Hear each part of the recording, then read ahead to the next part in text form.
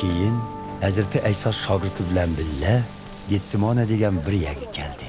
U shogirdlarga men u yoqqa berib duo tilovat qilib kelguncha mushu joyda o'ltirib turinglar deb Petrusni shundoqla Zabadiyning ikki o'g'li Yoqub va Yohannani birga elib mangdi. Bu vaqtda Hazreti Aysoni g'am besib, ko'ngli qattiq bearom bo'lishga boshladi. U ularga kenim chiqib ketdigandek g'am qayg'uga patdi. Sizlar bu yerda qilib, men bilan birlikda ho'shyor turinglar dedi va sal nariroq berib, yerga bosh qo'yib, duo qilib: Ey ota, mumkin bo'lsa, bu azob qadihni mendan yiroqlashtirg'aysan. Lekin bu ish mening emas, balki sening irodang bo'yicha bo'lsin, dedi. U shogirdlarining yeni qaytib kelganida ularning mugdab qolganligini ko'rib, Petrusga: "Men bilan birga biror soatmi ho'shyor turolmadinglarmi? Yoziqtirishdan saqlanish uchun sagak turib duo qilinglar. Ko'ngil xolaydi, lekin tan ojizdir", dedi. Hazreti Ayso ikkinchi qatim berib, yana duo qilib: "Ey ota, agar men bu azob qadini ichmaguncha bu qadah mendan yiroqlashtirilmasa, undaqda sening irodang bo'yicha bo'lsin", dedi. U shogirdlarining yeni qaytib kelganida ularning yana mugdab qolganligini ko'rdi. Chunki ular ko'zlarini ochamay qolgan edi. Shuning bilan Hazreti Ayso ularni tashlab, uchinchi qatim berib, yana shu so'zlar bilan duo qildi. Keyin shogirdlarning yeniga kelib: "Sizlar texichi dam elib uxlayotgamsizlar? İnson o'g'lining gunohkorlarning qo'liga topshiriladigan vaqt soati yetib keldi. Qopinglar, ketayli.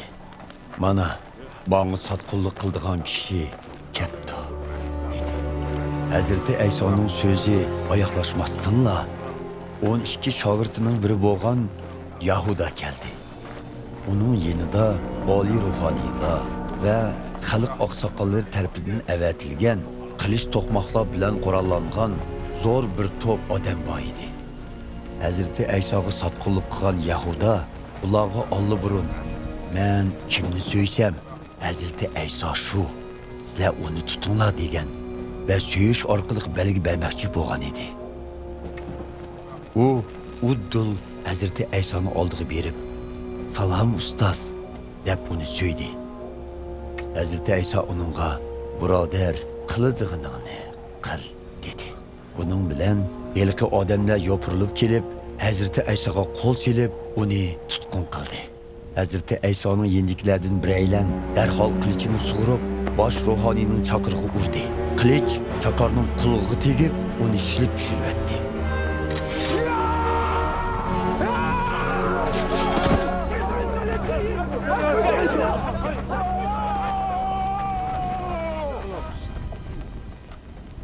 Hazreti Ayso uningga: "Qilichimni qiniga sol. Qilich ko'tirganlar qilich ostida halok bo'ladi. Yoki meni Xudo otamdan yordam ololmaydi deb o'ylab qoldingmi? Xolisam, u menga shu an 12 tumandan ortiq farishta avatdi.